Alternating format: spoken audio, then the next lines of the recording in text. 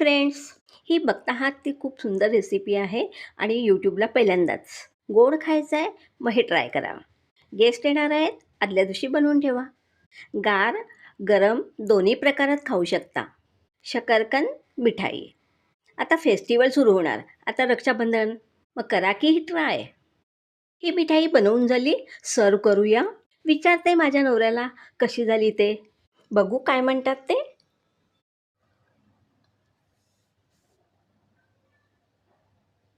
सोचना पडेगा. मस्त, लय भारी. नवरा म्हणतो कशी बनवली. इतकी छान. सांगते, तुम्हालाही सांगते, नवऱ्यालाही सांगते कशी बनवली ते. एक रताळं घेतलं, एक आलू घेतला, व्यवस्थित बॉईल करून घेतलं. त्याच्यात पाणी राहता कामा नये. हे स्मॅच करून घ्यायचं. स्मॅच करून झालं. आता कढईत घालून घेऊया आपण. नॉनस्टिक कढई वापरा. साखर घालून घेतली, 2 चमचे तूप घालून घेतलं. व्यवस्थित मिक्स करून कढई गॅसवर ठेवली. मंद गॅस ठेवायचा आणि भराभर हलवायचं आहे त्याला. फार वेळ लागत नाही, पण भराभर करायचं आहे. बघा गोळा झाला तयार.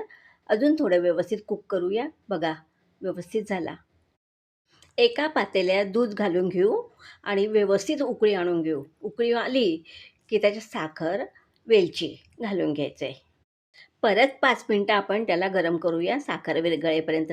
साखर जरा जाड होती त्याच्यामुळे. आणि मिल्क पावडर घालायची आहे त्याच्यात. तुम्हाला हवी तशी. घट्ट, पातळ कसं हवं ते. साखरसुद्धा तुम्हाला हवी तशी घालायची आहे. इकडे आपलं हे गार झालं आहे, त्याच्यात मिल्क पावडर घालून घेऊ. मिल्क पावडरमुळे त्याची चव खूप छान लागते. त्यामुळे व्यवस्थित मिक्स करून घ्यायचं आहे.